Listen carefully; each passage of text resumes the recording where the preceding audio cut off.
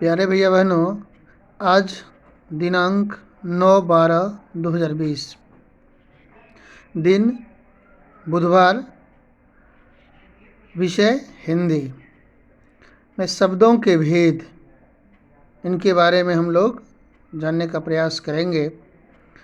शब्दों के भेद कितने हैं, कौन कौन है ना, इसके बारे में जानेंगे। उत्पत्ति की दृष्टि से शब्द के 4 भेद हैं।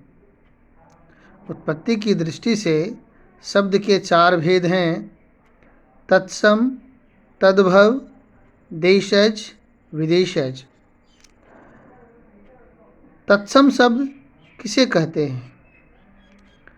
जिन शब्दों को संस्कृत से लेकर ज्यों का त्यों हम अपनी बोलचाल की भाषा में प्रयोग करते हैं, उन्हें तत्सम कहते हैं।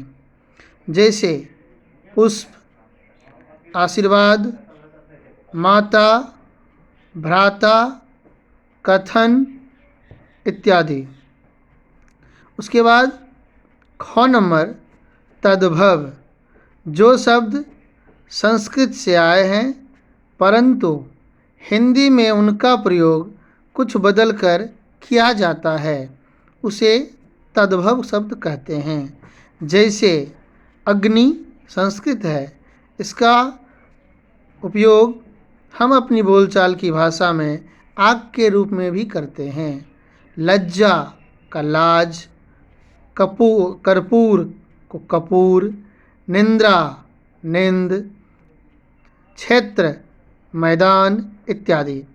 इसी प्रकार से तीसरा है देशज। सुन के ही मन आनंदित हो जाता है कि देशज भी कोई शब्द है।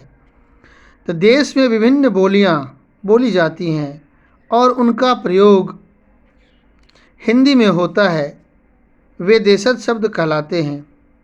यानी देश की बोलचाल में पाए जाने वाले शब्दों को देशज कहा जाता है।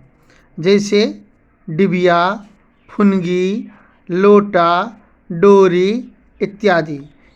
ये जो शब्द हैं, ये देशज शब्द हैं। इनकी उत्पत्ति देश में हुई है। उसके बाद अंतिम में है विदेशज। वह शब्द जिनकी उत्पत्ति विदेशों में हुई है, फिर भी हम उसका प्रयोग अपनी बोलचाल की भाषा में करते हैं, उसे विदेशज शब्द कहते हैं। जैसे स्कूल शब्द का प्रयोग हम लोग धड़ल्ले से करते हैं, यह अंग्रेजी का शब्द है। हॉस्पिटल, स्टेशन है ना, इत्यादि। इसी प्रकार से गमला, अलमारी यह पुर्तगाली शब्द है।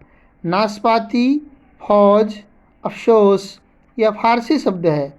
इसी प्रकार से दुकान, आदमी यह अरबी शब्द है। तो कहने का तात्पर्य है कि वह शब्द जिनकी उत्पत्ति विदेशों में हुई है, उसे विदेशज शब्द कहते हैं, लेकिन हम अपनी बोलचाल की भाषा में उसका प्रयोग करते हैं, है ना। प्यारे भैया बहनों, तो आज शब्दों के भेद कितने हैं, उनका परिभाषा क्या क्या है ना, और उदाहरण कौन कौन से हैं। वैसे उदाहरण तो बहुत हो सकते हैं, फिर भी कुछ गिने चुने शब्द मैंने बताने का प्रयास किया है। तो प्यारे भैया बहनों, इस वीडियो को देखेंगे, सुनेंगे और सुनने के बाद है ना, शब्दों के भेद और कौन कौन भेद हैं, जैसे तत्सम, तद्भव, देशज, विदेशज, और फिर परिभाषा है ना, वीडियो को सुन करके लिखेंगे। धन्यवाद।